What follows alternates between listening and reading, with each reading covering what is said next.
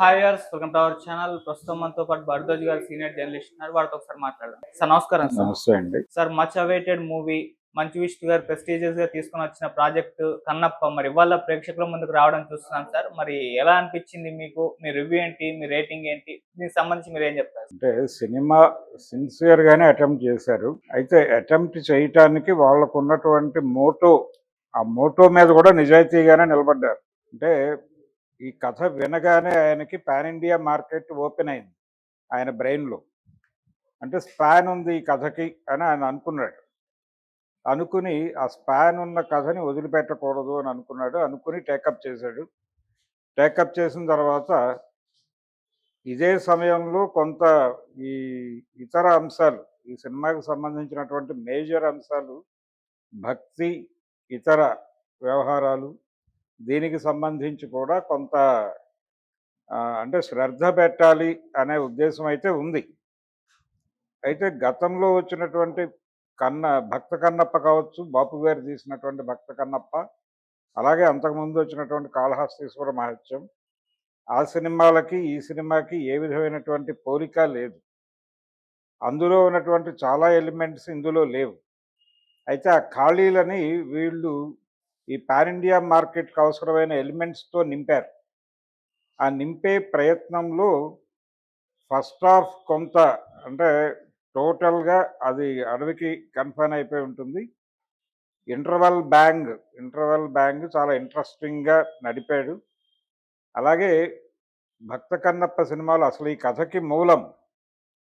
కథకి మూలం కిరాతార్జునీయం. అంటే అక్కడి నుంచి మొదలు పెడతాడు భక్త కన్నప్పలో. దాన్ని ఎలా వాడాలో స్క్రీన్ ప్లేలో అలా వాడుకునే ప్రయత్నం చేశారు.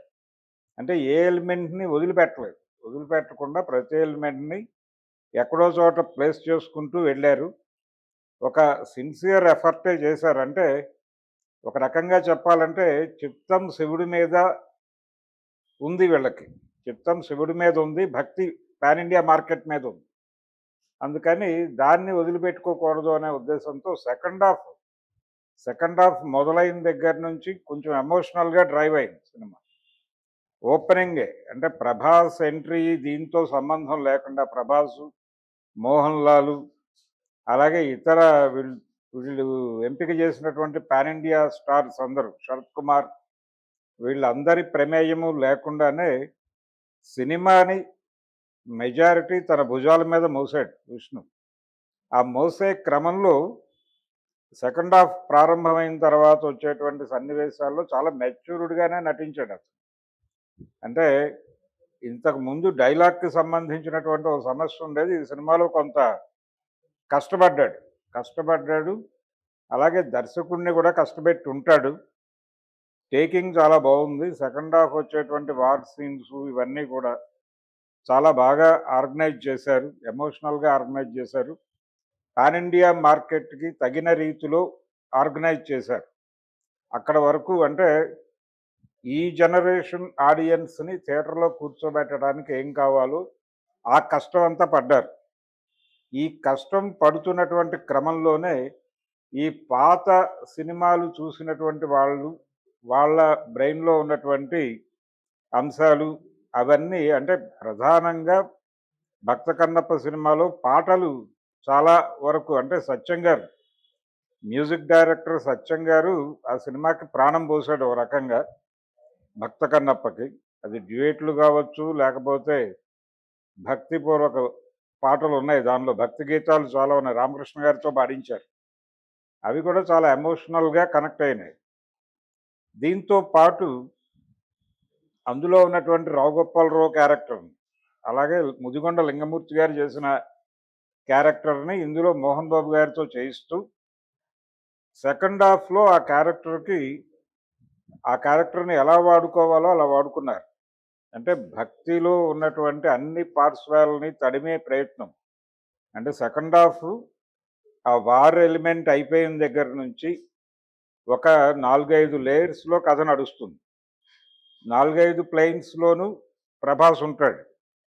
ఆ 4-5 ప్లెయిన్స్లోనూ ప్రభాస్ ఉండటం వలన సినిమా అంతటా సెకండ్ హాఫ్ అంతా తన భుజాల మీద మోస్తున్నట్టుగా ఒక అనుభూతి కలిగిస్తాడు. కానీ అది ఒకటే లేయర్. ఇక్కడ మూఢభక్తిని చెప్తూనే రెండో వైపు ఛాందస భక్తిని ఖండించేటువంటి కార్యక్రమం కూడా నడిచింది మోహన్ బాబు క్యారెక్టర్లో నుంచి.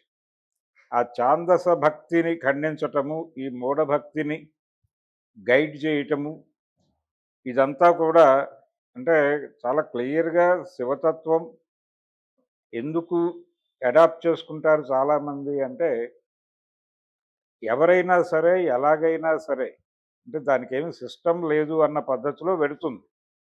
ఈ కన్నప్ప కథలో కూడా అదే ఉంది. అదే అంశం ఉంది.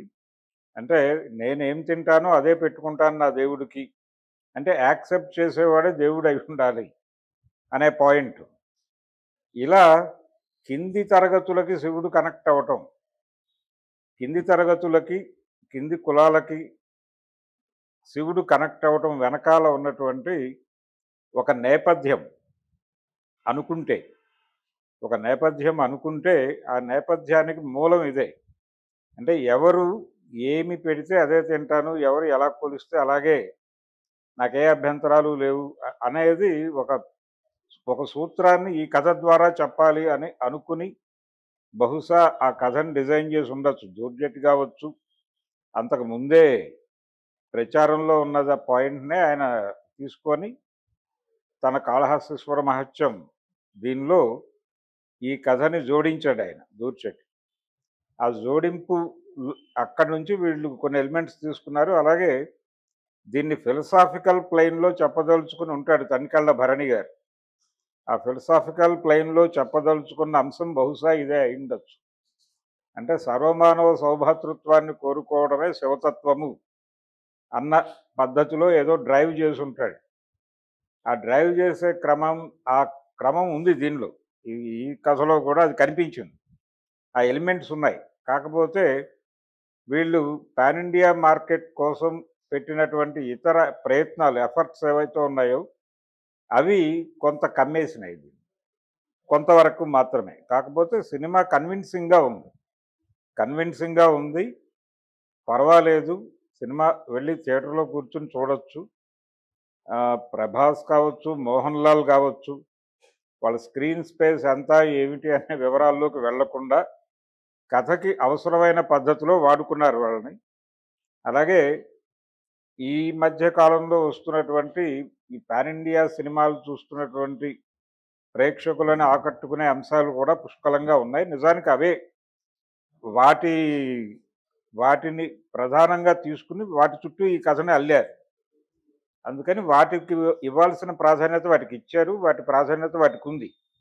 అందుకని అన్ని ఈ జనరేషన్ ఆడియన్స్‌కి సినిమా బాగానే ఉంటుంది. ఆ జనరేషన్ ఆడియన్స్‌కి కూడా కొన్ని ఎలిమెంట్స్ నచ్చుతాయి. ముఖ్యంగా డైలాగ్ రైటర్ ఆకెళ్ళ శివప్రసాద్ కష్టం కనిపించింది. ఆయన అంటే డైలాగులు నార్మల్‌గానే వెళ్ళాలి. పౌరాణికాల్లో గ్రాంధిక భాష వాడాలి అనేటువంటి సూత్రమేం లేదు అని చెప్పి పింగళ నాగేంద్రరావు గారు ఆ రోజుల్లో చెప్పాడు. మాయాబజార్‌కి ఆయన రాసిన పౌరాణికాలన్నిటికీ అదే పద్ధతి అనుసరించాడు. అయితే ఒక రకమైన పబ్లిక్‌కి కనెక్ట్ అయ్యేటువంటి గ్రాంధికంలా అనిపించే ఒక విచిత్రమైన భాష రాసేవాడు ఆయన.